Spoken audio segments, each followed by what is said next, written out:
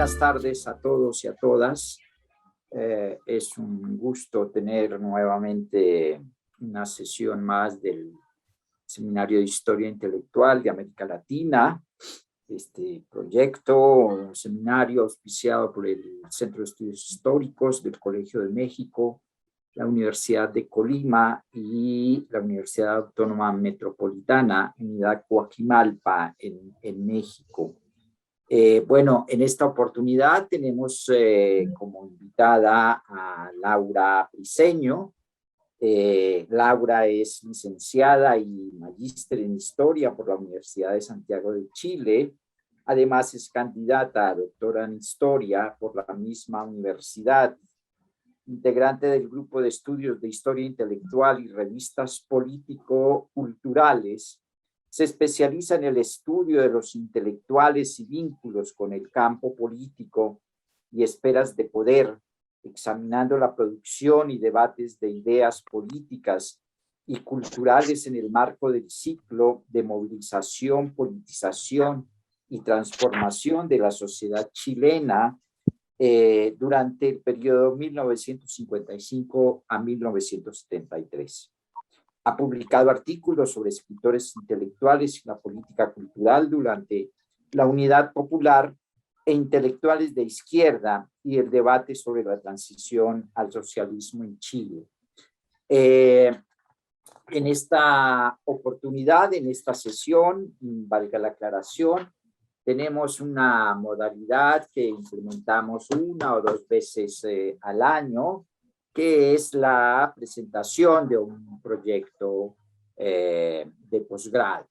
En este caso, entonces, Laura nos propuso su proyecto de investigación doctoral, que ya todos hemos leído, y que tiene como título Intelectuales, Estrategias de Legitimación y Redes de Influencia y Poder en un Chile en Transformación. La construcción de un proyecto societal hegemónico, 1955-1973.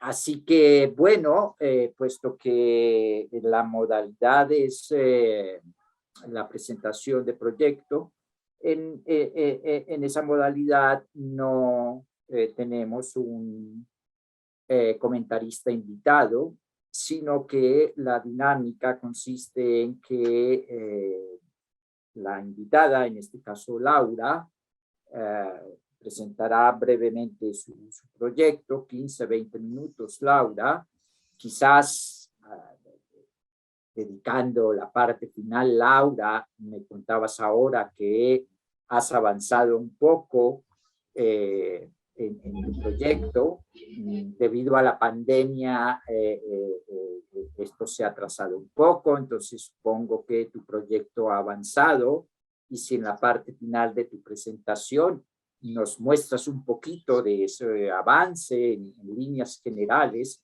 pues estaría muy sustancioso para el debate.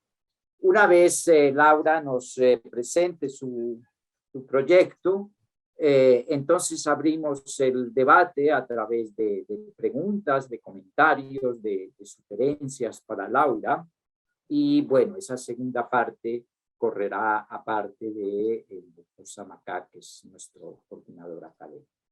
Así que, bueno, nuevamente bienvenida Laura, también a todos ustedes por estar con nosotros, y te cedo entonces la palabra. Muchas gracias por la presentación. Muchas gracias también por aceptar este trabajo para ser presentado en este seminario, del cual yo quería participar el año pasado, y había estado en contacto con el profesor Marichal para hacer una pasantía que correspondía a mi formación doctoral, pero lamentablemente por la pandemia no se pudo llevar a efecto. Entonces decidí de todas maneras seguir con las ganas de poner en circulación mi trabajo en este espacio, ya que refiere a los estudios de historia intelectual. Así que muy agradecida porque aceptaran mi propuesta. Bueno, como decía el profesor Aymer, mi título del proyecto es Intelectuales, Estrategias de Legitimación y Redes de Influencia y Poder en Chile en Transformación, la construcción de un proyecto societal en el periodo 1955 a 1973, instalando allí desde ese punto de la crisis económica inflacionaria del año 55, planteo que además en ese periodo también resurge el nuevo ciclo político con una expansión de la participación democrática que hace una transformación en Chile y se abren las oportunidades para también generar un cambio en el modelo de desarrollo. Esto tiene que ver también con el problema del desarrollo que se estaba discutiendo tanto en Chile como en América Latina. El agotamiento del desarrollismo, del modelo de sustitución por importaciones principalmente, y quizás la no acabada modernización a la que nunca llegó en Chile, que se había propuesto desde la década del 30, va a generar en este periodo una serie de debates y discusiones desde el campo intelectual respecto a este problema. ¿Qué hacer para que Chile saliera al desarrollo? En el marco de, por ejemplo, el libro de la intelectual Aníbal Pinto, el economista, que también dice que Chile es un caso de desarrollo frustrado, también hace un análisis. Pues en ese contexto es que yo inserto esta discusión al mismo tiempo en que se están desarrollando las ciencias sociales en Chile, instalándose con gran fuerza la sociología y una incipiente profesionalización e institucionalización de la economía que va a ser en el siglo posterior, o lo que es durante la dictadura militar, quizás ya su afianzamiento como la ciencia eje de lo que son los modelos de desarrollo en Chile. Pero hasta el año 73 la sociología, como lo ha dicho Patricio Silva, fue uno de los principales campos de desarrollo en estos debates. Entonces, en el marco de este desarrollo de las ciencias sociales, por una parte, la crisis del desarrollismo y la misma crisis quizás coyuntural, económica, inflacionaria, más toda la crisis social que se produce por lo mismo, yo planteo que se va a generar un quiebre en lo que es la hegemonía y resurgen las posibilidades para que emerjan tres proyectos, o por lo menos tres proyectos, que van a ir alternándose en el poder, que van a ser proyectos excluyentes, que no van a dialogar ni no van a buscar el consenso, sino que van a plantear desde sus posiciones una vía para generar el desarrollo. En esos marcos, digo yo, hay una relación también con el desarrollo de estas ciencias sociales. Por un lado, tenemos un proyecto de raigambre más, podríamos decir, desarrollista, ligado a la CEPAL principalmente, que es el proyecto de la democracia cristiana, o la Revolución de Libertad, cuando toma el gobierno hace gobierno Eduardo Frei Montalva. Está el proyecto también marxista de la vía chilena al socialismo, que va a decantar finalmente en el gobierno de la Unidad Popular, y el proyecto en primera instancia de modernización conservadora con Alessandro Rodríguez, y posteriormente este proyecto monetarista que se empieza a surgir con la llegada de los economistas que se formaron en la Escuela de Chicago a la Universidad Católica en el año 64. Entonces, a lo largo de este periodo, yo voy viendo que se van desarrollando estos proyectos y los intelectuales de estas ciencias sociales van a ser fundamentales para generar la discusión en torno a cómo resolver el problema del desarrollo en primera instancia y posteriormente cómo construir hegemonía o poder, también podríamos decirlo de esa manera, para que este proyecto se afiance, se localice y pueda construir este nuevo modelo hegemónico en Chile. Es por eso que yo me hago algunas preguntas. En primera instancia, teniendo en cuenta que estos intelectuales van a desarrollarse al alero de las universidades y centros de estudios como la CEPAL, ¿cuáles son las estrategias de legitimación que ellos utilizan para poder afianzarse o validar su conocimiento, para poder que su debate sea escuchado por el campo político, recepcionado? Y además, una pregunta de orden más general y histórica, ¿cómo se construye la hegemonía desde la perspectiva de los intelectuales? En ese sentido, a mí me interesa reconocer, identificar y reconocer, mejor dicho, los vínculos que existen entre estos intelectuales con el campo político.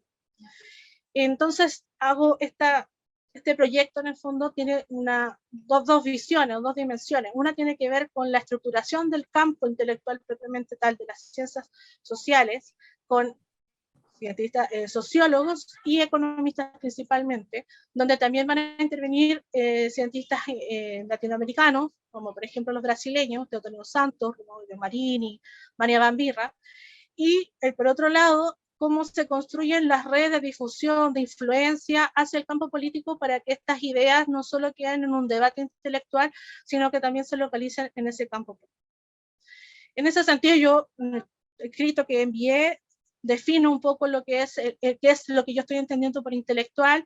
Acá está la disyuntiva de cómo construir esta definición de un intelectual que proviene de las ciencias sociales, que se instala desde su profesión o como experto, y que de alguna manera se está instalando, se instala en este periodo como un intelectual de este campo de conocimiento, pero que transita también desde su experticia hacia el campo político, y en algunos casos estos intelectuales incluso ocupan cargos dentro del aparato estatal, en ministerios específicos, como en los de desarrollo, de planificación, la oficina de planificación que es ODEPLAN en ese periodo, o en el Ministerio de Economía, o como asesores directos también de algunos presidentes. En ese sentido, a mí me ha costado un poco llegar a una definición, y lo discutíamos con un compañero que está acá presente, con Renato, cómo lograr una definición que englobe este intelectual en el fondo que está pensando en la sociedad, pero al mismo tiempo también tiene intereses de influir en el hacer política, en el construir hegemonía.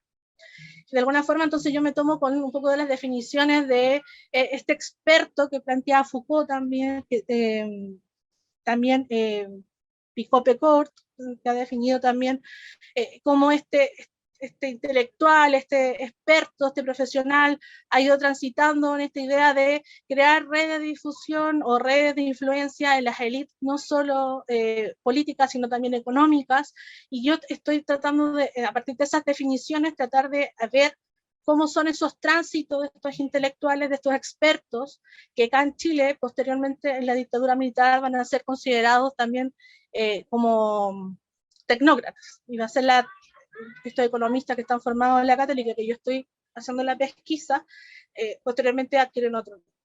En ese sentido, yo he estado desarrollando y sigo un proyecto, todavía está en formación, tratando de cuajar esta gran definición, pero para mí tiene que ver con estos intelectuales que son capaces de influir en las visiones y sentidos, en la construcción de un proyecto. Por eso yo insisto en la idea de que algunos de ellos son capaces de determinar algunas rutas o algunas premisas dentro de los proyectos que se emergieron, como por ejemplo en la Revolución en Libertad o la Vía Chilena al Socialismo.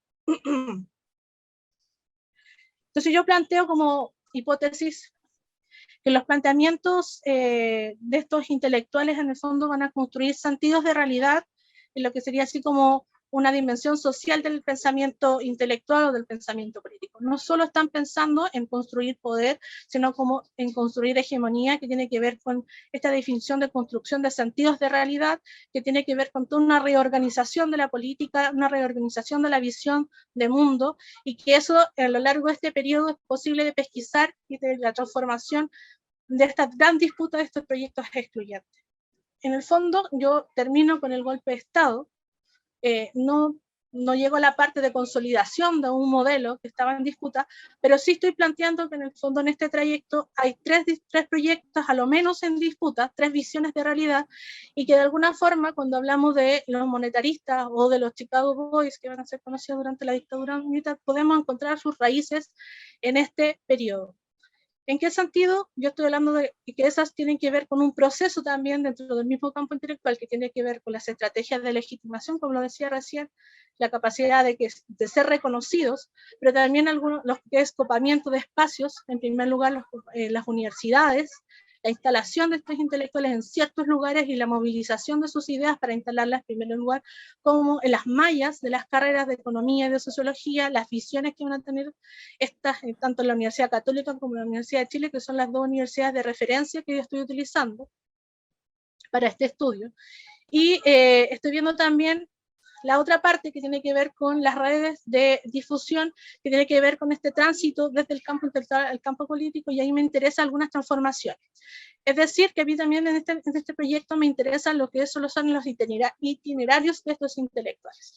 Es decir, cómo a partir de una idea técnica, podemos decir de los análisis técnicos sobre el problema del desarrollo, Al poco andar, estos intelectuales se van dando cuenta de que el problema no se resuelve solo desde la mirada técnica, sino también política, en el sentido de construir una política económica en torno a ello, y por eso la CEPAL, el grupo de la Católica, los monetaristas, y el grupo marxista o de izquierda, podríamos decirlo así, que están en la Universidad de Chile, están pensando también en cómo construir este proyecto desde esa perspectiva.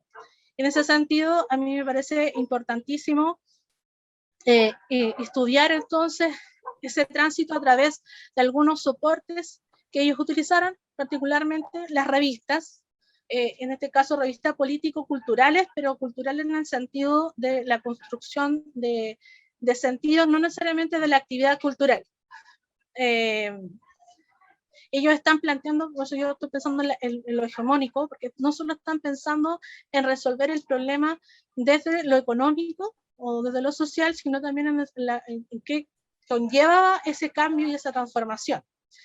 Perdón, Laura, 5 minutos finales. Perfecto. Entonces, para ir terminando justo con lo que me había solicitado y entrando a esto de las revistas. Por esto de la pandemia, yo no había podido revisar a cabalidad algunas revistas que me interesaba. Panorama Económico, la CEPAL, Portada, que es una revista de un grupo de los economistas formados en Chicago, y revistas del Centro de Estudios Socioeconómicos CES. Pude revisarlas y eso me permitió visualizar algunas cosas súper importantes para mí, y esto tiene, bueno, les cuento también que originalmente mi trabajo no tenía este título, sino que estaba enfocado al estudio de las comunidades epistémicas, porque mi intención era ver cómo la formación de estos proyectos en torno a algunas ideas doctrinarias o de alguna doctrina madre, el desarrollismo, el marxismo, el monetarismo, pero me di cuenta, revisando las revistas, que había mucho más debate y discusión, sobre todo entre monetaristas y cepalianos, principalmente en la revista de la CEPAL, donde lo pude observar, con mesas redondas incluidas, en el periodo de la Unidad Popular. Por lo tanto, me di cuenta que en el fondo lo que yo estoy estudiando son las redes de difusión, las redes intelectuales, y en el fondo cómo se van conformando estas redes, y estas redes, a lo que yo estoy viendo hasta ahora, son a través de estas revistas. Estas revistas, si bien operan bajo estas comunidades, podríamos decirlo de forma cerrada, pero tienen contacto algunas con otras, entonces permite visualizar este campo tránsito de ideas y de compartir ideas, y otras se van aislando, como las ideas marxistas, y que van generando también ese escenario. Por eso yo planteo también dentro de mi hipótesis que los intelectuales en este itinerario también se van polarizando conforme el conflicto en Chile se fue agudizando, este conflicto político-ideológico. En ese sentido, esa revisión de fuentes que me permitió la apertura de la Biblioteca Nacional este año, me llevó al cambio, no solo también del título, sino del marco teórico, donde hice una retirada del concepto de comunidades epistémicas para poder observar de mejor manera lo que son las redes intelectuales. Desde ese punto de vista, entonces yo voy a ver no solo la conformación, como les decía, de este campo de las ciencias sociales, sino también cómo transitan las ideas al campo político, cómo se difunden. Esa sería mi presentación. De acuerdo, Laura, muchas gracias por tu presentación. Es un proyecto interesante en la medida en que efectivamente recoge algunos de los fundamentos de la historia intelectual, redes, intelectuales dentro de unos campos determinados, en fin. Damos paso entonces a la segunda parte de la sesión, en donde pues esperamos comentarios, preguntas puntuales a el proyecto de Laura y de su presentación. Para lo cual entonces le cedo la palabra al colega Gabriel Zamacá.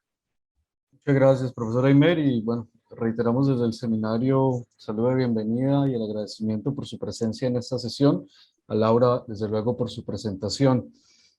Para poder dinamizar esta segunda parte del encuentro, les comentaba vía chat en la sesión que pueden pedir la mano, levantar la mano pues, con el botón propio de la plataforma, o en su lugar pedir el uso de la palabra a través del chat. Inicialmente, en esta primera ronda, podríamos dar la palabra para 3, 5 personas que quieran intervenir. Recuerden que pueden ser preguntas sobre el texto o sobre la presentación, así como comentarios, digamos, con el fin de enriquecer este proceso de investigación que Laura ha tenido la amabilidad de compartirnos. Entonces, tiene la palabra. La idea es que podamos organizar estas intervenciones. Listo, perfecto. En primer lugar iría Andrés. Andrés, tienes la palabra. Buenas tardes. Un gusto. Buenas tardes. Muchas gracias. Pues quiero agradecer por brindar la oportunidad del espacio y de compartir estos textos tan interesantes, y a Laura, pues felicitaciones. El proyecto realmente me parece muy interesante y pues desde una perspectiva personal me parece muy pertinente en el sentido de que, digamos, aborda a esos intelectuales, digamos, en su faceta académica, por así decirlo. Es decir, noté como un cierto énfasis en el trabajo, una preocupación por las disciplinas de los protagonistas de esa historia. En ese sentido, pues bueno, yo voy a hacer unas críticas, pero pues son como con un ánimo muy constructivo. Una de, pues, al escuchar tu exposición, sí siento que hay muchas cosas pues que no están en el texto, que digamos que como que las delineaste con más detalle. Una de las primeras cosas que se me vino a la cabeza o que pensé leyendo el texto es que faltaba tal vez una definición, así fuese provisional, del tipo de intelectual que se abordaba. Es decir, no una definición monolítica, sino simplemente una que sirviera como de punto de partida. Es decir, porque yo lo que presento es un tipo de intelectual que es el académico. Es decir, que es, digamos, en mi opinión, es una especie del siglo XX, que tiene que ver con la profesionalización de las disciplinas y etc. También, cuando vi digamos, las fuentes, también sentí que se trataba más que todo de economistas. Esa es digamos, la impresión que tuve a partir de la descripción de las fuentes, y eso tampoco lo sentí como muy claro ahí. Entonces esas serían como unas críticas generales. Y bueno, hay una parte que me llamó la atención en un pasaje. A ver, yo veo en qué página, yo tomé una nota aquí, esto está en la página 5 del trabajo, donde tú dices que sostenemos que se conformó un campo de conocimiento en torno a las ciencias sociales, con las universidades y centros de estudio como plataformas de producción, y más adelante dice: los intelectuales se agruparon en torno a corrientes económicas, validando sus planteamientos por medio de estrategias de legitimación y la configuración de redes de influencia con los sectores políticos, ya fuesen por afinidad o por militancia. Entonces, a mí, o sea, no sé, pregunto, sentí que se invirtió en orden de los factores. O sea, hasta acá, o sea, hasta donde iba el texto, se trataba de la influencia del conocimiento en la realidad. Ahora parece tratarse de las constricciones de lo político en la producción de conocimiento. Pues sobre todo el pasaje de validando sus planteamientos por medio de estrategias de legitimación y la configuración de redes de influencia con sectores políticos. Yo digo, pues eso no es extraño, pero hay que ahondarlo, ¿cierto? Entonces yo incluso propuse que se diría más bien que aquello revela inquietantemente la capacidad de lo político para influir en la producción de conocimiento académico. Y la segunda crítica, también como en la misma relación, es en la página, bueno, hasta ahí nos proponemos identificar los nudos históricos en torno a los que estos intelectuales definieron nuevas racionalidades políticas y sociales, modificaron sus representaciones de lo político y formularon nuevos sentidos de realidad con los que intervinieron en el escenario público. Entonces la crítica es, primero, pues me parecería pertinente una definición de esta categoría o noción de nudos históricos, y también reformulé como la frase, es como entonces, a partir, yo diría que ahí una cosa que se podría decir es que cómo los políticos manipularon, influyeron o definieron las nuevas racionalidades académicas. Entonces, pues para no ser muy extenso, pues lo dejo ahí. Muchas gracias, muy interesante la propuesta. Felicitaciones. Gracias. Muchas gracias, Andrés. Abriríamos de nuevo entonces la posibilidad de intervenciones. Ustedes tendrían la palabra para formular preguntas o comentarios. Les recuerdo que la idea es que luego de esa primera ronda, Laura pueda responder a las inquietudes que se le han planteado por parte de los asistentes. Perfecto, profesora Aymer, adelante. Gracias, Gabriel. Bueno, Laura, efectivamente, pues tu perspectiva es muy interesante, es una contribución a la historia intelectual, a la historiografía intelectual chilena, muy bien acotada.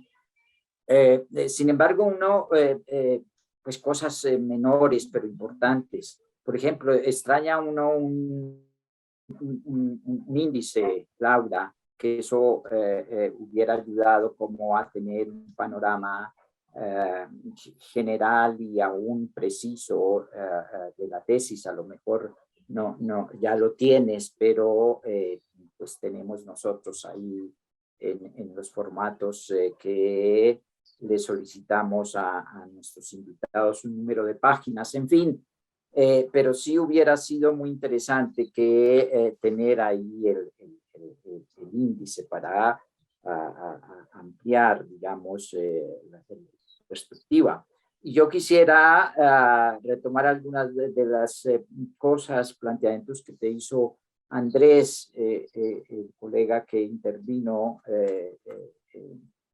hace un momento. Y efectivamente, pues destaca en tu proyecto, en tu propuesta, el problema de los intelectuales, ¿no? Y efectivamente en alguna parte del proyecto, tú creo que en los objetivos, pues te propones, digamos, tipificar ahí el asunto. No sé, pero en relación a esa tipificación, tienes en lo político, digamos, un camino que has trazado bien, creo que importante, desde la teoría del campo intelectual de Bourdieu, unas tensiones allí entre estos tres proyectos políticos. Sin embargo, no sé si esta otra variable que define al intelectual contemporáneo a partir de lo que la historiografía francesa ha llamado, en el caso Dreyfus, este compromiso con lo social. Y lo digo en un campo muy sensible que es los proyectos económicos, ¿no? Atrás ahí está la CEPAL, el desarrollismo y qué tipo de compromiso social, quizás ético, está allí presente, además del político, que sí es muy visible. Ahora, en tu periodo, que es 55-73, hay un quiebre muy importante, que es el 68. Bueno, por supuesto, también el arribo de Allende, pero tú justo ahí terminas. Pero está el 68, en donde según esa misma historiografía del intelectual, esa misma historiografía francesa, a propósito del intelectual, pero yo no te estoy diciendo que te tienes que remitir a ella, pero sí es un referente importante. Luego creo que también hay que construir desde América Latina esos.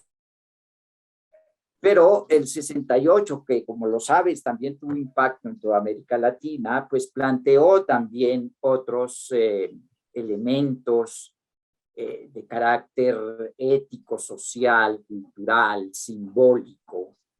Y yo no sé si ese mundo aparece en tus intelectuales. ¿no? Bueno, y luego otra pregunta muy puntual, Laura. Tú hablas del campo intelectual tratando de articular con el campo político, pero como recogía Andrés, digamos, luego está toda esta cuestión de, tú también lo señalabas, del especialista, del tecnócrata ya en la dictadura, pero en el fondo de eso está el campo académico universitario, ¿no? Y eso no aparece mucho en tu proyecto ni en tus variables. Digamos, está superido, pero son dos universidades muy importantes que además en el contexto digamos, de propuestas en torno al desarrollismo, al cepalismo, etcétera, pues fueron núcleos ahí. Entonces ese medio universitario, académico, creo que entraría también, tendría que entrar en esa articulación de esos campos intelectual, político, ¿no? Y el universitario. Bueno, de momento tengo esas preguntas. Quizás más adelante haga una cosa más. Perfecto, profesor Aymer, muchas gracias. No sé si alguien más quisiera intervenir de entrada. Si no, yo voy a tomarme la licencia de formular un par de inquietudes y agradecerte, Laura, por la presentación, por el texto. Creo que pone sobre la mesa desde Chile una discusión que hemos visto en otras ocasiones y en otras sesiones que, por ejemplo, se está planteando también en Brasil, en México, e incluso en Colombia ha habido algunos trabajos que avanzan en una dirección similar. Creo que eso nos da un panorama, digamos, bien interesante.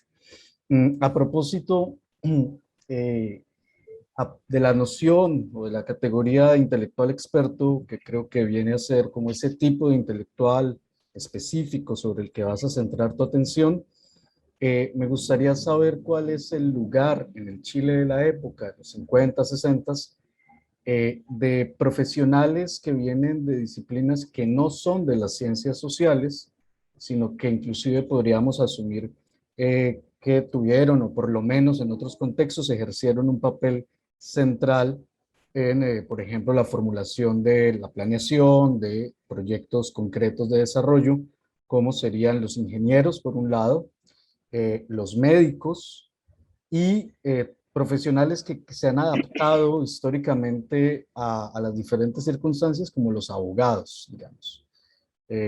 Pienso, por ejemplo, no sé, en el caso de los médicos, el perfil del mismo Salvador Allende, que va a dar cuenta pues de un papel allí importante en términos de la gestión de lo social y demás. Esa sería una pregunta puntual. ¿Cuál sería como el lugar dentro de estos intelectuales, de profesionales de este tipo? Y la segunda tiene que ver con las fuentes, con el universo documental en el que te apoyas. Hace un rato mencionabas que, y sabemos que la pandemia pues ha afectado, nos ha afectado a todos en las pesquisas que hemos adelantado, pero me saltaba la duda si tienes acceso, si has contemplado trabajar con archivos de intelectuales específicos, archivos personales. Sobre todo lo digo en términos de la posibilidad de reconstruir esos contactos, esas redes de conocimiento, pero también políticas, desde luego, que pues se tejen por parte de estos personajes, ¿cierto? Si tienes ubicados algunos archivos privados que te ayuden como a darle otra tesitura que trascienda incluso el análisis, digamos, de fuentes publicadas. Sabemos que las revistas pues, son una fuente central en este tipo de investigaciones, pero también que los epistolarios, por ejemplo, muestran otro tipo de vínculos, otras relaciones, y donde también se juegan, por ejemplo, discusiones políticas, avances de trabajos, la creación, digamos, de esta comunidad como tal. Y por el mismo lugar, digamos, por la misma dirección de las fuentes, me gustaría saber si has contemplado o si has consultado archivos de entidades internacionales, digamos de agencias internacionales de cooperación, empezando por la misma CEPAL, que permita, digamos, darle como ese alcance transnacional al trabajo que estás desarrollando. Lo mencionabas tú, que intelectuales, por ejemplo, brasileros, que van a tener la experiencia del exilio, pues van a ser centrales, lo veíamos en alguna otra sesión, brasileños que están en Perú, que llegan a México, digamos, hay gente que se está moviendo por cuestiones, digamos, políticas, y que también va a desempeñar labores de consultoría, de asesoría en organismos internacionales o incluso radicándose en universidades de otros países y que desde allí van a promover, digamos, proyectos, análisis, esa mirada, digamos, sobre inclusive el futuro mismo, no solo nacional, sino latinoamericano.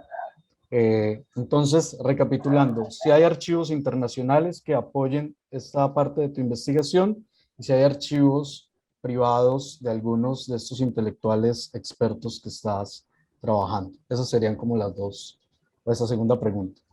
No sé si alguien más quisiera comentar, preguntar.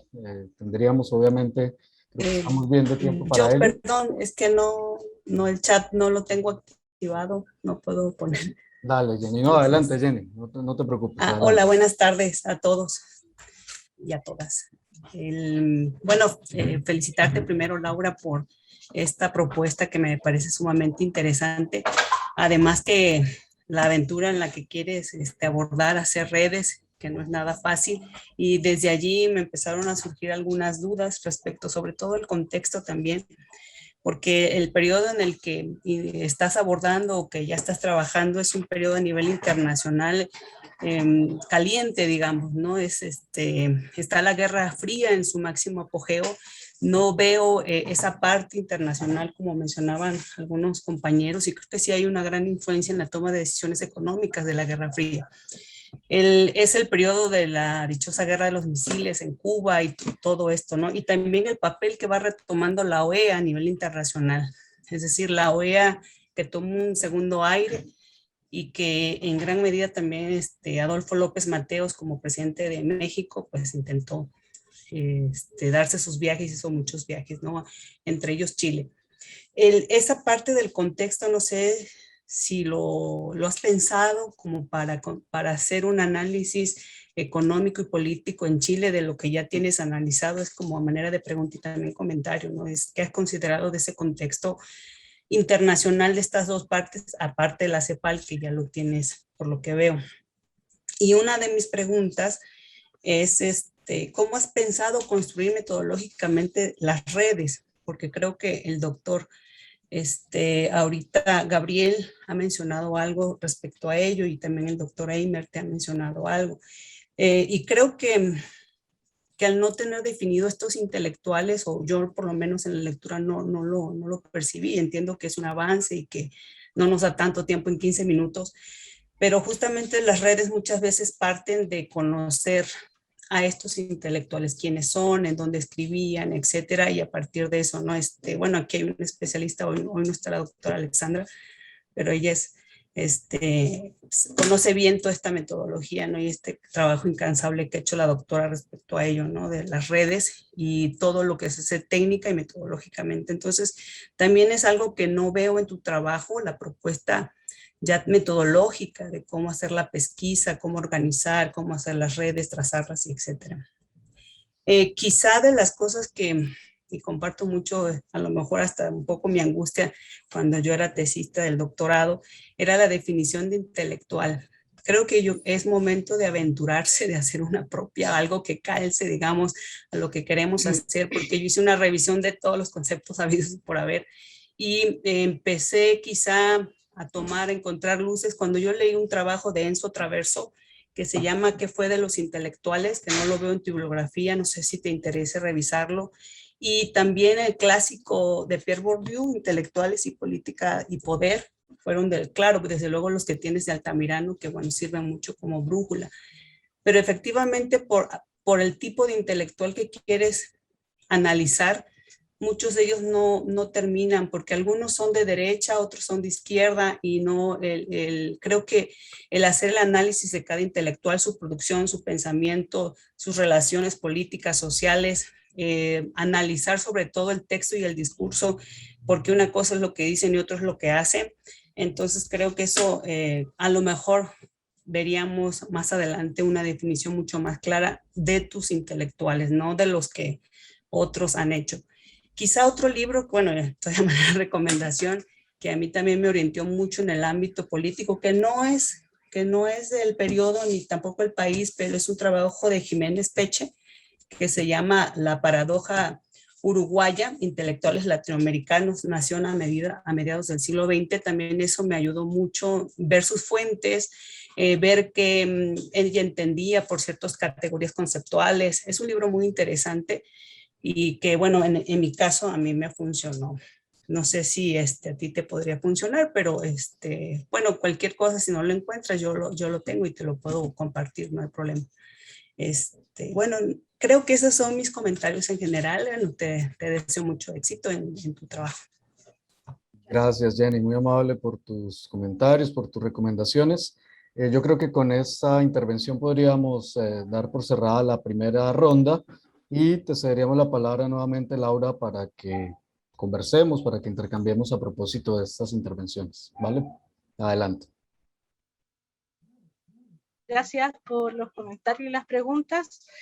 Varias preguntas que me dejan pensando un poco en esta tensión en la que yo estoy sumergida en esta investigación, que es esta relación entre intelectuales y política.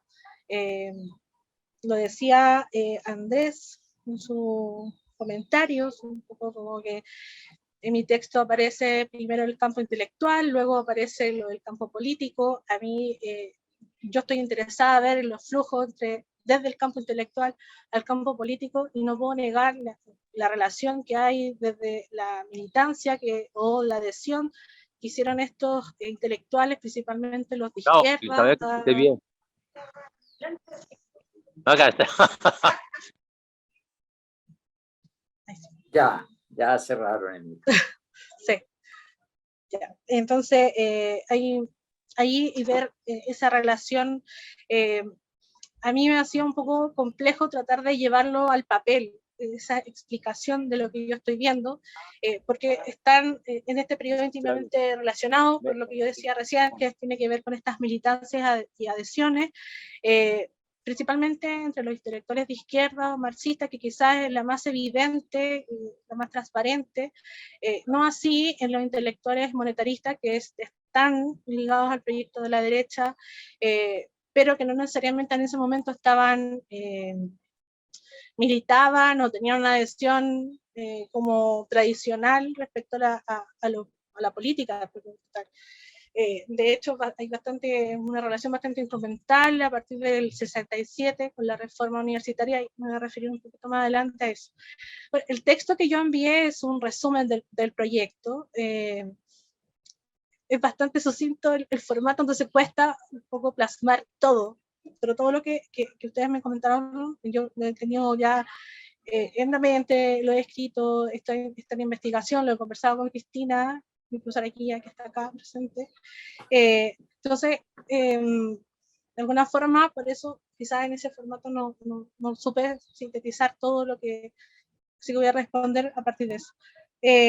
Bueno, la definición que lo plantea Andrés y también Jenny al final, es algo en lo que estoy trabajando todavía, en lograr esa definición que calce con este intelectual que yo estoy estudiando, que es académico, también experto, que está comprometido, como decía el profesor Reimer, que efectivamente tiene un compromiso social, pero que también lo hace desde su experticia social, profesional, económica y también sociológica, y que de alguna forma se va expresando en un texto y en un discurso de corte más profesional. Por lo tanto, es algo que yo lo planteo en el texto que envié, lo planteo dentro de mi hipótesis, que hay una dimensión social en la producción de estos intelectuales que tiene que ver con la construcción de sentido, pero tengo que llegar a esa parte todavía, que es el análisis de las fuentes, para ver de qué forma se está expresando esa, en la textualidad, cuáles son esas categorías, conceptos que están emergiendo.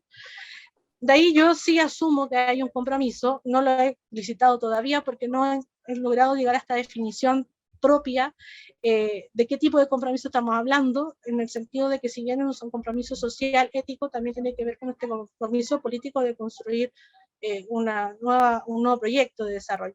Entonces, de alguna manera está eso en desarrollo. Lo de la definición de los nudos históricos tiene que ver con la propuesta de Pierre Rosanvallon, que es identificar esos momentos problemáticos que yo voy delineando en mi proyecto, que en ese sentido yo tengo identificado. En primer lugar, tiene que ver propiamente con la identificación de esta crisis en el año 55, el problema del desarrollo, y una salida técnica, lo digo yo en primera instancia. Después planteo otro nudo histórico que tiene que ver con la instalación del monetarismo ya propiamente tal en la Universidad Católica, que yo creo que es importante. Quizás me estoy enfocando mucho en ello en ese momento, pero creo que es un eje articulante del año 64, además con el gobierno de la democracia cristiana, y que ahí empieza la lucha. En este sentido, va a responder una pregunta a Jenny Zapata respecto a la Guerra Fría. O sea, la inserción de este grupo responde a una lógica, una política de Guerra Fría, pensando en el convenio que hizo la Universidad de Chicago con la Universidad Católica por la formación de economistas. En ese sentido, esta tesis se inscribe también en esa lógica y responde también a estudiar cómo en el fondo el conocimiento construye poder, y su la instalación de estos economistas en el año 64 articula el debate tanto en la CEPAL y posteriormente lo que va a ser los intelectuales que se instalan en la Universidad de Chile en el Centro de Estudios Socioeconómicos, en la Facultad de Economía, que es de corto plazo sociológico, que va a ser el año posterior, el 65. Entonces, ahí también esa lógica de Guerra Fría está instalada en el contexto. Y el otro eje de estos nudos, que yo digo que ya empiezan como la politización totalmente total de estos intelectuales, tiene que ver con el año 67, 68, que tiene que ver con los procesos de reforma universitaria, que también están dentro de mi contexto, que también son parte del proceso que tiene que ver con el campo universitario. Yo hablo del campo intelectual como un marco teórico, pero estoy hablando específicamente de un campo de las ciencias sociales que tiene que ver con la formación y con el desarrollo en las universidades y en estos centros de estudio como la CEPAL. En ese sentido, estoy rescatando este otro nudo histórico que va a generar una serie de tensiones dentro del interior de estos espacios universitarios. Los intelectuales ya también van a salir a la esfera pública a través de la publicación de revistas como las que mencionaba yo, Portada, después va a ser ¿Qué pasa? Por el lado monetarista, y por el lado de los intelectuales de izquierda van a ser revistas de cuadernos de estudio en primer lugar, y después las revistas como Sociedad de Desarrollo del CESO y posteriormente Semanario Chile Hoy durante la Unidad Popular. En ese sentido, yo voy viendo estos nudos históricos que para mí son momentos o coyunturas que van marcando este itinerario de los intelectuales en este proceso de politización a lo largo del periodo del 55 al 73, en donde se van politizando en torno a cuando se va haciendo o se va como agudizando el conflicto por la construcción de un proyecto societal, cuando se ve que cada proyecto o gobierno no logra el consenso, no logra cuajar en un proyecto, y van surgiendo alternativas y cada vez esas alternativas se van radicalizando. A eso me refiero con estos nudos históricos.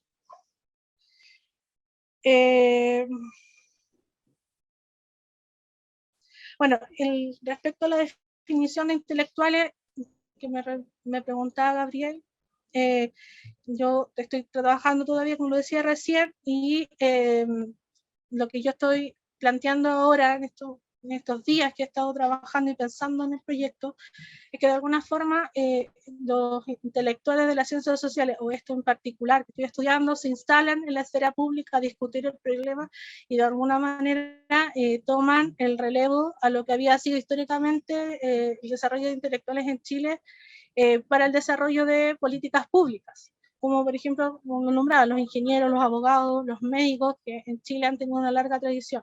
En ese sentido, yo estaba pensando que estos intelectuales se insertan en esta larga tradición de intelectuales que uno podría incluso trasladarla hacia el siglo XIX, con los ensayistas como Lastarri, Bilbao, de alguna manera hay una tradición ahí, sobre todo los abogados, y se entronca mucho porque la economía en Chile no se estudiaba, no había un doctorado, no hay una carrera de economía, y varios abogados salieron al extranjero a hacer posgrado en economía, entre ellos el expresidente Ricardo Lagos, que también va a ser una figura importante dentro del campo universitario de la Universidad de Chile. Y de alguna forma está dando cuenta de eso, porque a partir de ese diagnóstico en los años 60, ya con la CEPAL en Chile se empiezan a formar programas para sociología y economía en Chile. Entonces, hay ese tránsito. Entonces, esto intelectual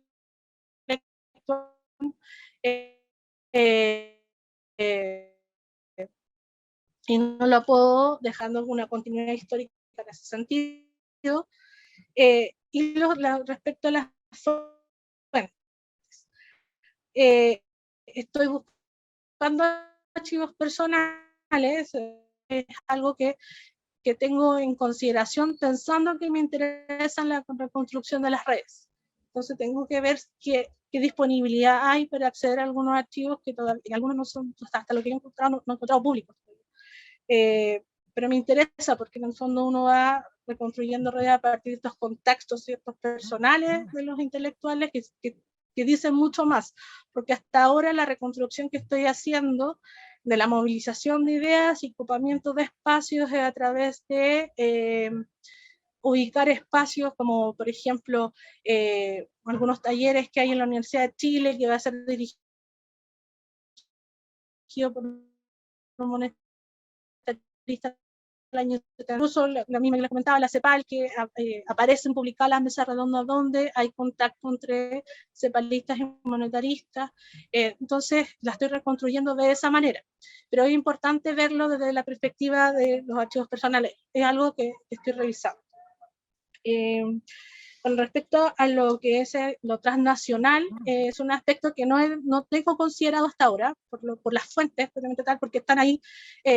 Hasta ahora todo ha sido, o sea, si bien considero a los brasileños, pero los considero en su producción en el CESO, no necesariamente su traslado desde Brasil a Chile, muy localizado, pero quizás debería ser una parte que debería incorporar, pensando en que de alguna forma se estaba conformando una comunidad también internacional en torno a la CEPAL, principalmente.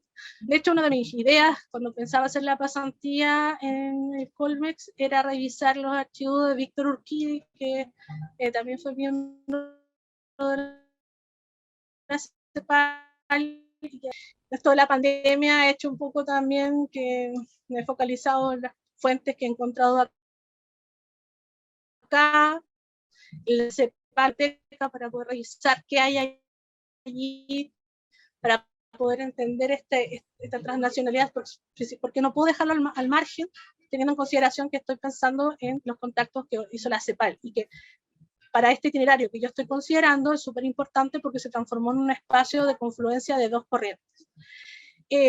Respecto a las corrientes que me quedaba al margen, es algo que también estoy definiendo.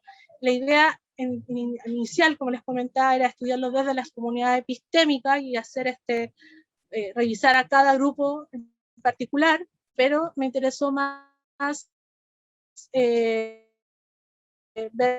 las redes y confluencias, viendo que intelectuales, estoy pensando no solo en un sentido tan clásico de profesionales en torno a una idea o la circulación de ideas, sino que también me interesa verla organismo colateral, o también el campo político, que es lo que me interesa en el fondo, ver cómo de alguna manera estas ideas, estos planteamientos de los intelectuales nutrieron estos proyectos que van a disputar el poder y la hegemonía durante todo el periodo. y sí, no puse en la bibliografía en su traverso, pero sí he leído el libro, también es uno de los de cabecera, pero no lo he tomado para las definiciones, y creo que leí el libro de Jiménez Tech. No lo recuerdo por el nombre del autor, pero sí me acuerdo el contexto uruguayo, y de hecho a partir de ese libro yo empecé a ver la noción del experto, pero no lo puse en la bibliografía.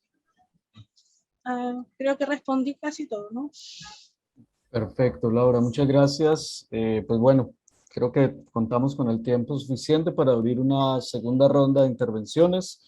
Creo que afortunadamente, gracias a esta segunda intervención de Laura, pues hemos podido conocer un poco más del proyecto. En efecto, digamos, la extensión del documento, pues obviamente deja cosas por fuera y que además hay cosas que se vienen trabajando, ¿no? Y cosas que se van modificando con el tiempo. Entonces, abriríamos a los asistentes y a los y a las asistentes la posibilidad de una segunda ronda de intervenciones, de comentarios, a propósito pues del tema que nos convoca el día de hoy. No sé si alguien quisiera participar. Profesora Cristina, buenas noches, adelante. Bueno, buenas noches. Gracias por la invitación y me disculpo por haber ingresado más tarde, pero estaba en otra reunión y confundí el horario. Pensé que teníamos 2 horas menos nosotros y lo tenía agendado para las 3 de la tarde. No, una cosa que quisiera que Laura pudiera precisar más, porque ella identifica actores que están en un conflicto, digamos, ¿cierto? O en una disputa. Y en algún momento dijiste, bueno, los intelectuales más vinculados a la izquierda intervienen en la esfera pública de una manera distinta a como intervienen los de derecha. Ese elemento es producto de algún rasgo en particular, porque son formas de intervenir diferenciadas para construir dinámicas de hegemonía distintas. Esa parte a mí no me terminó de quedar muy clara, porque uno podría decir que hay maneras de intervenir distinto, y ahí quizá entra más el concepto de cultura política a la que adscriben estos intelectuales, que propio de la comunidad epistémica a la que pertenecen. Porque o hay una manera de los cientistas sociales economistas de intervenir en el espacio público, o esa manera de intervenir está mediada o está, digamos, copada también por los elementos propios de las culturas políticas. Si eso es así, ¿hasta qué punto entonces esas comunidades epistémicas o esos grupos pueden entrar en diálogo? Si tienen dinámicas de intervención en el espacio público que son distintas, porque pudiera ser que nos encontremos, ya sabemos un poco por tu propia experiencia, que no es tan así, pero que esas dinámicas de intervención diferenciada no necesariamente generaron debates cruzados. Entonces, esta idea de que hay una lucha o una disputa por la hegemonía, uno podría ponerlo en signo de interrogación, porque la hegemonía también implica la construcción de hegemonía también implica tratar de convencer al otro, tratar de incluir al otro en esta visión de mundo. Y si son tendientes a la exclusión, entonces esa construcción de hegemonía, ¿dónde se realiza o hacia quién está dirigida?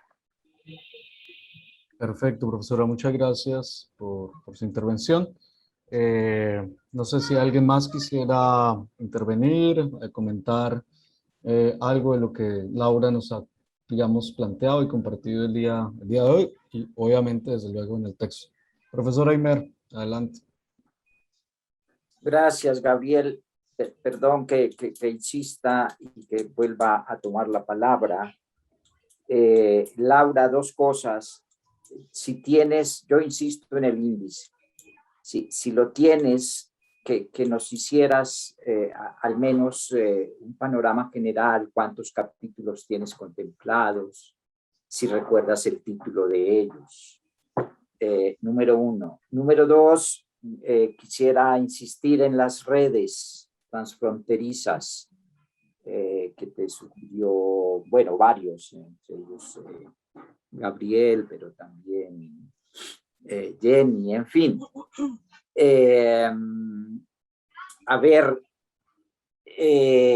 porque claro, te decía Gabriel, la correspondencia ahí es fundamental, pero también, digamos, pensando en estos tres bloques ideológico-partidistas, me preguntaba yo, lo tengo claro para los cepalinos, los cepalinos, qué espacios de sociabilidad, además de las revistas que en sí mismas lo son, tuvieron estos académicos, intelectuales con ciertas pericias, si congresos, y evidentemente estoy pensando en los congresos cepalinos, en reuniones académicas, en congresos académicos. Creo que esa es otra entrada importante de los espacios de sociabilidad para revisar quiénes asistían, con qué objetivos asistían, y esto en combinación evidentemente con lo textual, qué tipo de ponencias, estudios llevaban cada quien, ¿no? Ahora, por supuesto que pues el exilio todavía, el exilio duro de la dictadura pinochetista todavía no te toca, no te corresponde a ti, pero previamente seguramente muchos chilenos salieron y se insertaron en el mundo académico, no solamente norteamericano. Bueno, no lo sé exactamente, pero si has rastreado ese otro exilio antes del exilio académico a raíz de la dictadura, ¿no? Porque creo que también los exilios a lo mejor juegan ahí un poco algo importante en estas redes transfronterizas. Igualmente, bueno, aunque esto es un poco más, hay un libro que yo te recomiendo mucho de Randall Collins, que se llama Sociología de las Filosofías. Y Collins arma una sociología de las redes filosóficas a nivel mundial, desde la antigua Grecia hasta los inicios del siglo XX, y sobre todo en la introducción y en los dos primeros capítulos da unos elementos para reconstruir redes muy interesantes. Por ejemplo, habla de encuentros cara a cara, por ejemplo, habla de rituales de interacción justamente en los congresos, en las reuniones académicas, y luego aquí en la UAM tuvimos un estudiante de doctorado, yo lo dirigí, se llama Diego Zuluaga. Luego, si quieres, te paso bien el dato, Laura, que hace un análisis a partir de Randall Collins de la correspondencia habida entre un intelectual colombiano, Rafael Gutiérrez Girardot, con demás intelectuales latinoamericanos en tu periodo, entre ellos Rama, en fin, etcétera, etcétera. Y hace un análisis muy interesante, muy bonito, sobre lo simbólico de las cartas, ¿no? Entonces, si lees la introducción de la tesis doctoral de Diego, te va a ayudar a ubicar esa entrada de cómo la correspondencia efectivamente nos ayuda mucho a restituir las redes. Gracias. Gracias, profesor Aymer. No sé si alguien más quisiera intervenir, participar. Adelante, Hilda. Buenas tardes. Bueno, es que con esta segunda parte, bueno, la segunda participación que tuvo Laura, pues sí me ayudó a esclarecer algunos puntos que también me había quedado como con duda, porque de hecho este trabajo precisamente me interesa mucho porque sí tiene algunas similitudes con lo que estoy haciendo yo en mi maestría. Y bueno, quiero hacer un pequeño comentario y una pregunta un poco relacionado con eso. Puedo ver que tiene una forma este trabajo como, si lo ponemos de manera esquemática, que tiene estos dos ejes equidistantes, ¿no? Que son las fuerzas políticas, ¿no? La derecha y la izquierda, y que le atraviesan para hacer esta definición de los intelectuales que está estudiando, pues tanto las revistas como la institución académica, ¿no? Que obviamente tanto una como la otra influye mucho en sus puntualizaciones, en su pensamiento y en la manera en la que pues abordan uno u otro tema, dadas estas cuestiones como de orientación política que tenga, pues yo creo que la que tiene más peso es la institución académica, ¿no? Que tiende a influir más en sus individuos, en sus académicos pues para poder pues como compartir esas ideas, ¿no? Y obviamente deben de seguir una polaridad o la otra conforme la academia se los vaya como permitiendo. Pero bueno, y lo que sí sería como una pregunta que sí me interesaría mucho saber, veo que en varias ocasiones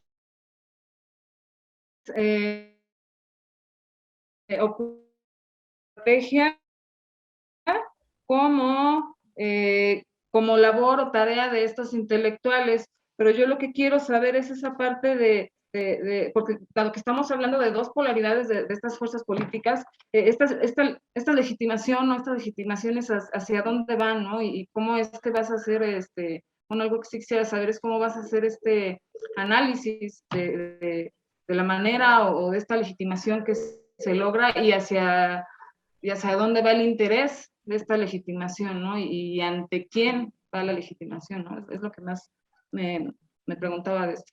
Gracias. Perfecto, Hilda, muchas gracias. Podríamos entonces dar por cerrada esta segunda ronda de intervenciones, de preguntas. Le cederíamos la palabra a Laura y creo que dependiendo del tiempo podríamos pensar, y pues si el público se anima, pensar en una tercera y última ronda de intervenciones. Pero bueno, primero le cedo la palabra a Laura, adelante. Gracias. Respecto al comentario de Cristina, es algo que yo estoy viendo con las fuentes. Estoy viendo que cuando yo hablo de los debates de estos proyectos excluyentes, esta discusión, la construcción, ¿cierto?, de estos proyectos excluyentes, de alguna forma también me interesaba ver el debate, si es que lo había que partir de esa pregunta. Y el debate que yo he visto hasta ahora se ha centrado en dos, podríamos decir, comunidades, la cepaliana y los monetaristas. De alguna forma, los monetaristas vinieron un poco a evitar que se expandiera el desarrollismo en Chile y América Latina. Esa era como la misión cuando se instalan en Chile y firman el convenio con la Universidad Católica, y eso se ve reflejado en algunas editoriales del diario El Mercurio, que es como el principal, podemos decir, plataforma de difusión de los grupos conservadores económicos en Chile, y la CEPAL va también respondiendo a través de su revista Panorama Económico. Eso lo he podido pesquisar, no así cuando emerge este grupo más cercano a la sociología, que son de izquierda, de alguna manera, lo que yo he rastreado, que han sido debates desde la teoría de la dependencia principalmente, en torno a la discusión sobre el capitalismo, sin necesariamente estar atacando, discutiendo, poniendo posiciones frente a algunos elementos que se están planteando en la otra vereda. Tanto es así que incluso en la revista, como yo lo he mencionado, Panorama Económico, se observan algunas mesas redondas donde aparecen figuras de centro y de derecha participando en esta mesa redonda, principalmente los monetaristas, más que de derecha. Entonces yo ahí también me hago la misma pregunta. Yo no podría responderle a Cristina en este minuto, sino que también está en curso esa misma pregunta y en esa búsqueda de la fuente, porque en eso estoy en esta etapa, me encuentro en el análisis de la fuente. la cultura, la izquierda en el fondo estaría autoexcluyéndose del debate, se mantiene al margen. ¿Por qué? No visualiza los otros proyectos. ¿Cuál es el sentido de esto, de esta construcción de conocimiento en torno a la sociología y a la economía política? También tiene que ver con la construcción del socialismo, que es el punto focal, ¿cierto? Instalar a la teoría de la dependencia como el marco para construir este proyecto de alguna manera. No hay un debate. Entonces yo también me estoy haciendo la pregunta si tiene que ver también con la cultura política, porque estos, como ya lo decía, son raturas intelectuales, militaban o adherían a organizaciones o partidos políticos de la izquierda. Entonces, de alguna manera, yo estoy viendo allí que para los años de la Unidad Popular no hay mucho debate, incluso en los periodos previos, o sea, durante el gobierno de Frei Montalva, tampoco existe ese debate ampliamente, así como por el lado de la izquierda, pero sí en estos dos sectores. Y de la CEPAL y el monetarismo también hay cierta invisibilidad, creo yo, al proyecto marxista, por lo menos hasta el 69. Tengo que seguir pesquisando, no, estos solo son respuestas tentativas frente a aquello, no algo todavía resolutivo, porque estoy recién explorando las fuentes, pero en ese sentido me está apuntando a que la construcción de hegemonía, en el fondo, yo estoy creyendo que no hay mucho de eso, de consenso en esos periodos. Hay bastante discusión. Y habría que ver qué tipo de hegemonía se está construyendo y si estos ya después confluencias entre cepaliano y monetarista de alguna forma está dando señas también del posicionamiento por el contexto de la Unidad Popular. Lo dejo abierto todavía a investigación. Sobre el índice, eso también lo estoy trabajando este semestre. De hecho, es una de las entregas que tengo que hacer a fines de año, es la estructura de capítulos. Hasta ahora tengo pensado un capítulo de reconstrucción del campo intelectual, en donde pueda revisar todo lo que es cómo se instala la sociología y la economía, cuáles van a ser los espacios fundantes, el papel de las universidades, de los centros de estudio, cómo va a ser este itinerario también, porque como he ido señalando, estos nudos históricos van dando cuenta también de emergencia de estas comunidades que se van instalando en ciertos lugares y se van movilizando, la identificación de los espacios y los mecanismos de difusión que también tienen, y identificar algunas redes hasta ahí, en torno a este campo de las ciencias sociales. En un segundo capítulo, y esto solo a modo así muy, estoy hablando de a grosso modo, estoy pensando en torno más que nada a los objetivos, pero todavía tengo que volver a redefinir si van a ser ese el eje. Un segundo tiene que ver con la identificación de los intelectuales, porque no todos los que habitaron el campo intelectual de las ciencias sociales y universidades son intelectuales, o fueron intelectuales. Hay que tenerlo claro. Bastantes cientistas sociales se formaron y participaron, pero no necesariamente fueron intelectuales. De alguna forma tengo que ir identificando los intelectuales, que claramente ya los tengo casi todos identificados, tengo que ir viendo, y en esa identificación lo que me interesa es destacar los que van articulando las redes. Eso es lo importante, o sea, como dentro, los que son capaces de salir de esas comunidades y conformar espacios con otros. Y hay nombres allí bastante significativos, como Aníbal Pinto, por ejemplo, para el caso cepaliano, que incluso se emerge hacia el lado izquierdo, hacia la izquierda de la CEPAL, es una trayectoria interesante. Hay dos intelectuales monetaristas que no son muy con figuras muy descollantes durante la dictadura militar, pero que fueron fundamentales para instalar las ideas monetaristas dentro de la esfera de la derecha y de los grupos económicos. Y importantísimo en el lado del grupo marxista va a ser Pío García, Marta Harnett, que son chilenos, y Teotonio Santos, Mauro Marini, que son los brasileños. Van a ser muy importantes para la articulación tanto del CESO como un centro de estudio latinoamericano, pero también para la conformación de lo que es el proyecto, o en el fondo un poco la contribución a la construcción de la transición al socialismo. Y en ese sentido, cuando identifico, también quiero identificar los espacios de difusión que van a ser las revistas, ¿cierto? En primera instancia. Y ahí, bueno, ya las nombré las revistas, pero me interesa, además, y aquí entro un poco a responder lo que no respondí, se me fue, sobre la metodología, cómo estoy pensando en la reconstrucción de estas redes. Cuando pienso en las revistas estoy pensando en dos dimensiones, una textual y una material. La textual tiene que ver con los contenidos, con lo que se dice, cuáles son los conceptos que se están movilizando para poder allí ver, en el fondo, si estos proyectos en torno que se configuraron en programas de gobierno, en el fondo, hay una recepción, sin necesariamente entrar a los estudios de recepción, pero sino quizá una toma de esos conceptos para que se vieron cuajados en los programas de gobierno, una forma para ver si efectivamente estos intelectuales están haciendo ruta hacia el campo político como yo lo estoy planteando en la tesis. Y por el lado material, a mí me está interesando esta idea de, bueno, la movilización, incluyendo también los congresos, y hay dos congresos que tengo identificados que son importantes.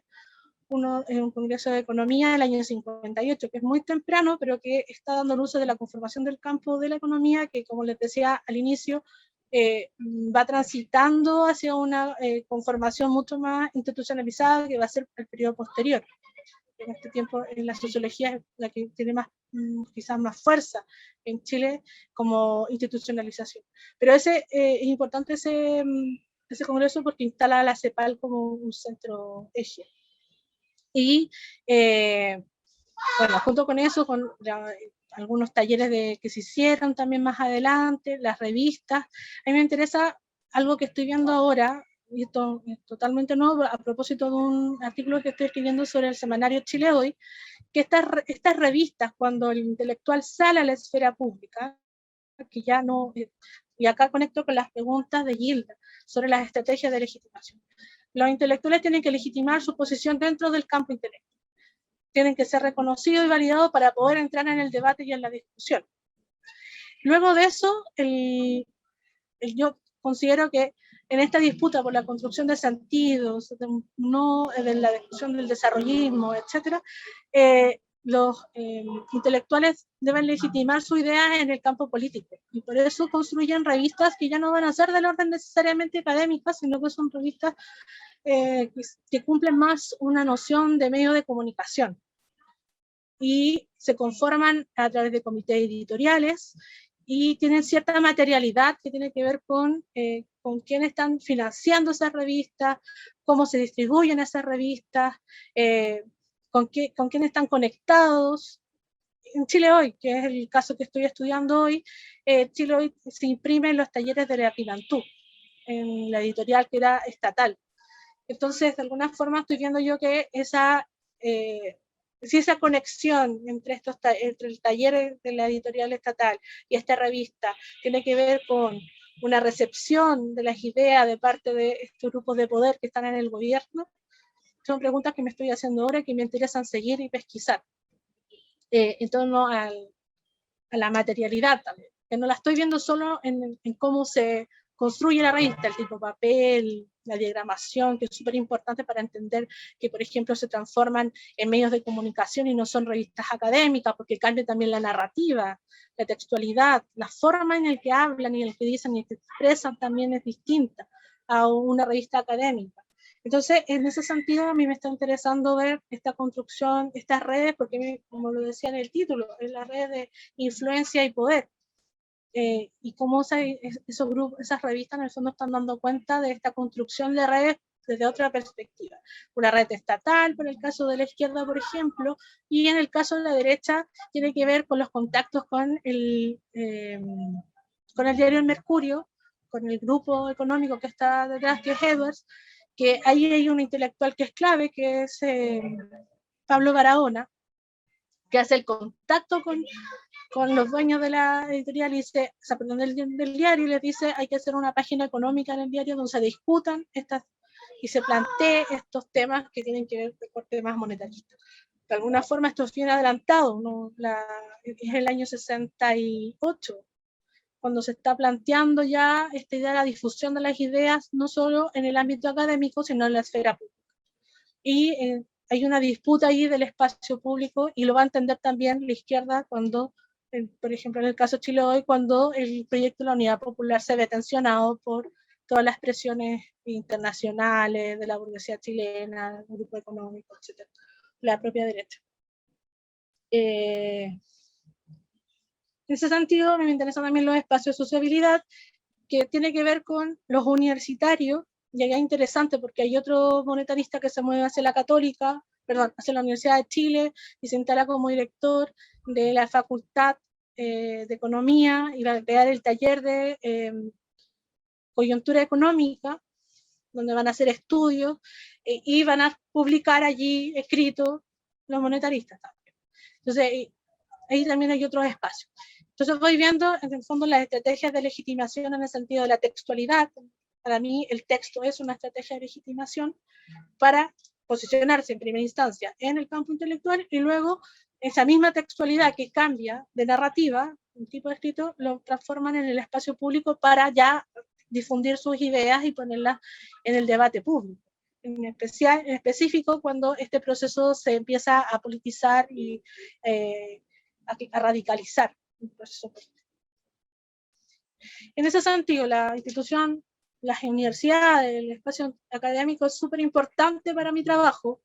Por eso primero este capítulo sobre la reconstrucción del campo intelectual. Luego, la identificación de intelectuales, y el tercer capítulo, o tercera esfera, porque todavía no está como le decía yo, esta construcción, este índice, este tercer capítulo o tercer apartado debería referirse a estos estudios de las redes de influencia y de poder. En el fondo, observar esos contactos a través de estas redes intelectuales. Cómo se construyeron en las universidades y cómo fueron capaces de traspasar las barreras de lo académico para transformarse en intelectuales públicos y intervenir. Y ahí es clave algunos aspectos que van a ser los monetaristas en la reforma universitaria de la Católica, por ejemplo, se van a generar una alianza con el gremialismo, liderado por Jaime Guzmán, y que después va a ser importante para el desarrollo de Chile en la dictadura militar y el cambio de modelo de desarrollo que va a ser neoliberal a partir del año 75 con las críticas de shock para la crisis económica. Entonces, de alguna forma estoy viendo estas estrategias de legitimación en términos de instalación de los espacios, ocupamiento, digo yo, de los espacios intelectuales que va a hacer las universidades, y luego estas estrategias de legitimación tienen que ver con lo textual, lo material, porque de alguna manera estos intelectuales entienden de que la disputa no es solo en lo académico y del conocimiento, sino que este conocimiento tiene que ser capaz de llegar a lo político y en la esfera pública donde se instalan a través de estos medios de comunicación. De alguna forma sí estoy pensando en las redes intelectuales y la metodología de trabajo, algo que también está en desarrollo durante este semestre para ser presentado a finales de año. Perfecto, Laura, muchas gracias. No, pues creo que con esta intervención, con esta ampliación, podemos dar cierre a la sesión del día de hoy. Profesor Aymer, le cedo la palabra para los anuncios pertinentes y reiterar el agradecimiento a todos los asistentes. De acuerdo, gracias, Gabriel. Laura, igualmente, muchas gracias. Muchos éxitos en el desarrollo de tu investigación. Ojalá la normalidad, aunque no como la conocimos, regrese y puedas venir a hacer el intercambio, que todavía haya tiempo. En fin, si no, a lo mejor para el año entrante, para el siguiente, pues el espacio queda abierto ya para un paper consolidado, ya más allá del proyecto, alguna visión de estos 3 capítulos que has bosquejado. Y en nombre de Carlos, de Alexandra, de Gabriel, pues te damos las gracias. Carlos y Alexandra no pudieron asistir debido a cuestiones de carácter personal, académico, en fin. Pero bueno, también un agradecimiento a las y los que nos acompañaron hoy. Y como cada mes, la sesión próxima será en octubre 25, cuando tenemos de invitada a Daniela Morales Muñoz, un trabajo sobre el exilio en México de los intelectuales revolucionarios brasileños, Rui Mauro Marini, Teodonio dos Santos y Vania Bambirra. Así que los esperamos. Empezará a circular el aviso y la conexión Zoom oportunamente a través de nuestras redes sociales, de nuestro correo. Les recordamos que siempre mensualmente Gabriel especialmente es el que edita nuestro boletín CIAL, que es muy orientador de novedades en historia intelectual. También los invitamos a que visiten nuestra página web del seminario, en donde hay mucha información. En fin, les damos muchas gracias y hasta una nueva oportunidad. Hasta luego, entonces. Muchas gracias a todos por su asistencia. Un abrazo. Nos vemos Gracias. el lunes. Muchas gracias, Laura, a todos los asistentes. Muchas gracias. Hasta luego, Laura. Hasta luego. Hasta luego.